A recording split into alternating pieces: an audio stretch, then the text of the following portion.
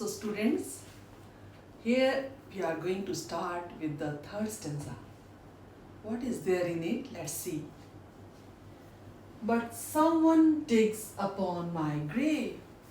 The lady who is lying buried in the grave thinks that still someone is there who is digging on my grave, because first two ideas she has rejected. It could be her husband, this idea she rejected.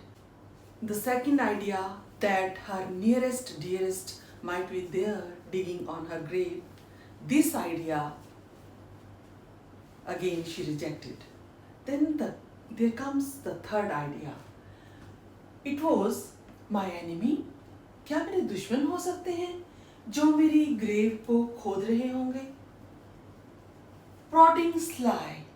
Prodding means digging secretly. Sly means secretly. Nay.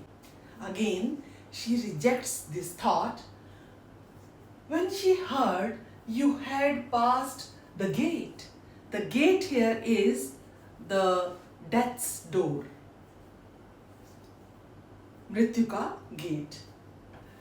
वो कहती है कि जब मेरी enemy ने ये बात सुनी होगी कि मेरी मृत्यु हो चुकी है, तो ऑब्वियसली जैसे हम अपने रियल लाइफ में हर इंसान ये फील करता है कि एक बार अगर किसी की मृत्यु हो जाती है तो there is no use hating someone. Humanity base पे भी that shuts on all flesh soon or late. That here points towards death. क्योंकि सब इस सत्य को जानते हैं कि कभी ना कभी मृत्यु के दरवाजे हर व्यक्ति के लिए, हर व्यक्ति पर आई कैन से बंद हो जाएंगे, कि the doors of death shuts on everyone sooner और लेटर. ऐसा थॉट जब मन में आता है तो कौन किसी से डेथ के बाद हेट करेगा? I think nobody.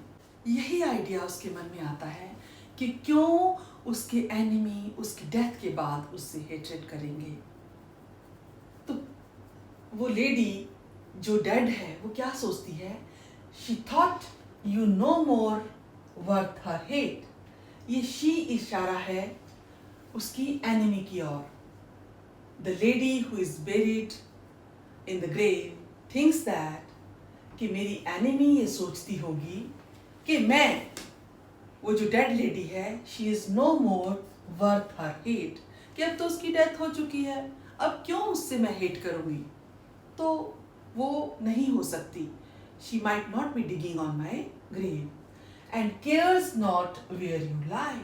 और उसकी एनिमी को अब ये थॉट भी नहीं आया होगा, वो अपने दुनिया में मस्त होगी और उसके मन में ये थॉट भी नहीं आया होगा कि मैं कहाँ डेड हूँ और कहाँ मैं अपनी ग्रेव के नीचे लाई कर रही हूँ.